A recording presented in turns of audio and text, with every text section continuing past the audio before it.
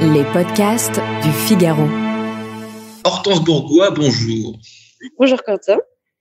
Avez-vous un rituel quotidien, un geste de bien-être qui vous tient particulièrement à cœur chaque jour? Vous ne pouvez pas vous en empêcher, ça vous fait du bien. J'ai un petit geste. J'ai toujours dans mon sac un roll-on d'huile essentielle que j'adore mettre sur mes poignets ou derrière mes oreilles. Et en cas de petits coups de stress ou de petites montées d'adrénaline, je l'utilise hyper souvent.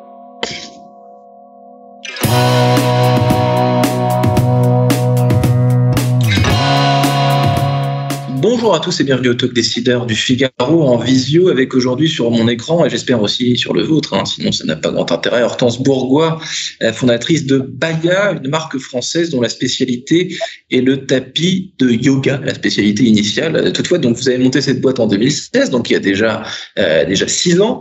Est-ce que ça correspond précisément au moment où le yoga est devenu une espèce de tendance de fond, une mode incroyable? Est-ce que c'est à ce moment-là que vous avez décidé de monter Baya?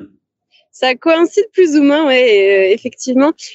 On a senti la tendance du yoga monter en France avec les studios de yoga qui ouvraient, les salles de sport qui se mettaient à proposer des cours de yoga, mais également le nombre de professeurs de yoga, de personnes diplômées de formation à partir de 2015-2016. Donc effectivement, nous, on a complètement surfé sur cette vague et on a connu un autre gros boom. C'était au moment du premier confinement, du coup, en mars 2020, où là, il y a vraiment eu aussi plein de personnes qui étaient assez étrangères à la pratique, qui ont découvert un moyen de s'apaiser, de se relaxer, de se muscler aussi, parce que le yoga, c'est pas que de la relaxation, grâce au yoga. Et du coup, on a vraiment connu aussi un peu un second souffle à ce moment-là.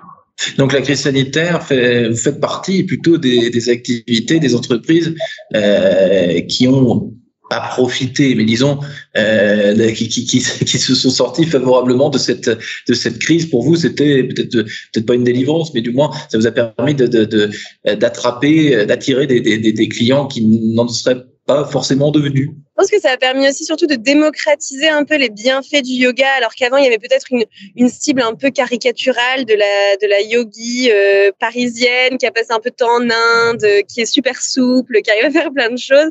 Et là, on a réussi vraiment à avoir une cible plus masculine, une cible un peu plus âgée. Enfin voilà, vraiment de démocratiser cette pratique-là. Et ce qui était aussi important pour nous, donc effectivement, on a eu une cible plus large et plus différente, plus éclectique dans les typologies.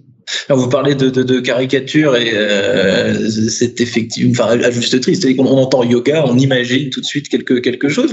Chaque cliché a une part de vérité, c'est évident. Mais qu'est-ce que le yoga révèle de notre époque, selon vous? Et là, je parle pas que de la crise sanitaire, je parle vraiment dans l'ensemble. Ouais.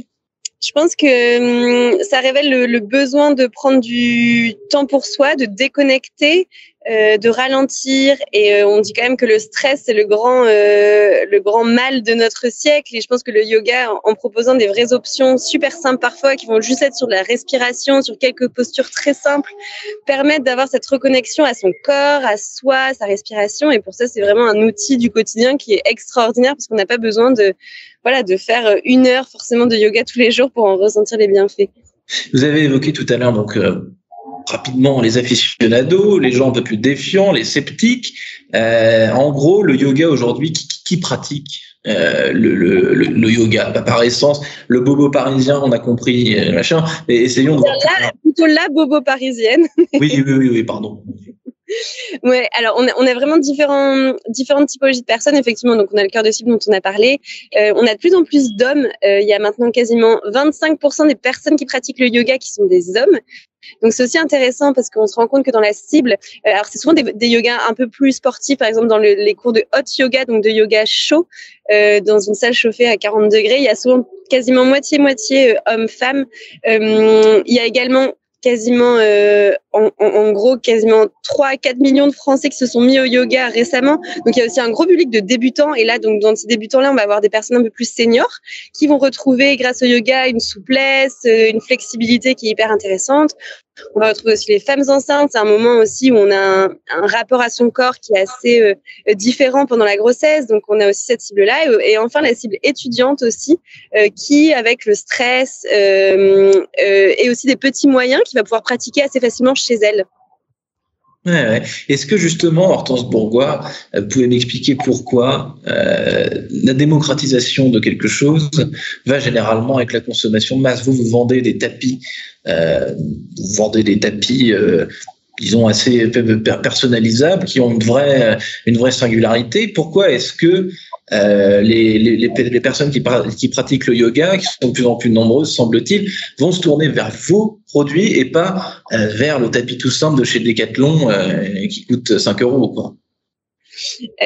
Plusieurs raisons à ça. Le premier, je pense que son tapis de yoga, c'est un peu son compagnon, un peu de tous les jours. On appelle ça souvent sa maison, donc on travaille un peu partout. Donc il y a un lien assez affectif avec le produit tapis de yoga. Donc plus il est beau, plus il est personnalisé, plus on a ce lien affectif aussi qui se crée, qui se renforce.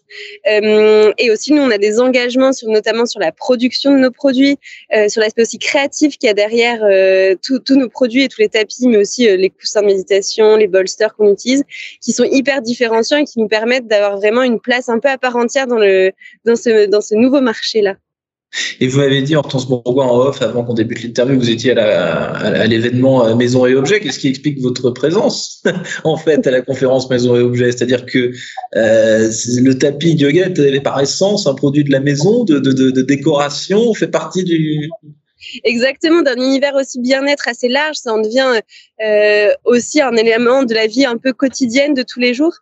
Donc c'est pour ça aussi qu'on est là et c'est aussi pour ça qu'on est là. On développe aussi des offres pour les professionnels. On personnalise pour par exemple des chaînes d'hôtels, des thalassos, des concept stores, des produits de yoga. Donc c'est pour adresser ce marché plus B2B qu'on est présent là pendant ces quelques jours.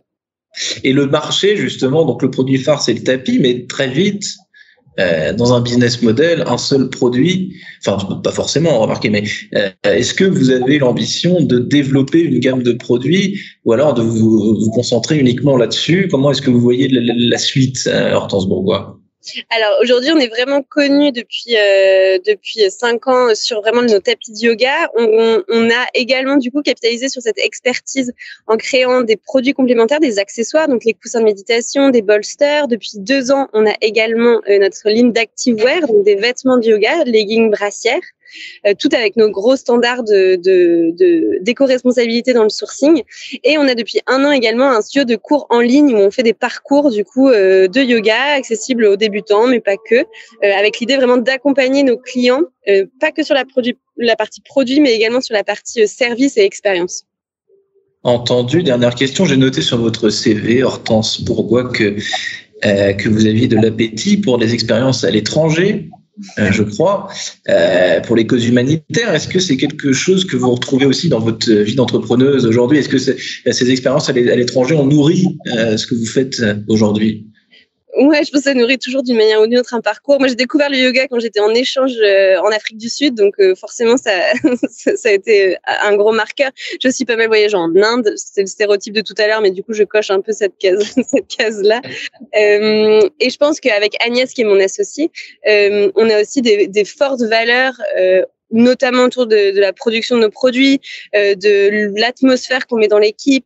On est aussi membre de 1% pour la planète. Donc, on retranscrit vraiment nos engagements dans notre vie quotidienne d'entrepreneuse. C'est pas facile tous les jours, mais on fait de notre mieux et on fait notre part. Hortense Bourgois, merci infiniment d'avoir répondu à mes questions pour le Talk Décideur du Figaro. Je vous souhaite de bonnes séances de relaxation, de bonnes séances de sport aussi, vous l'avez dit, hein, le cliché, on s'en est éloigné un peu. Merci infiniment. Je vous dis à très bientôt. Avec plaisir, bonne journée.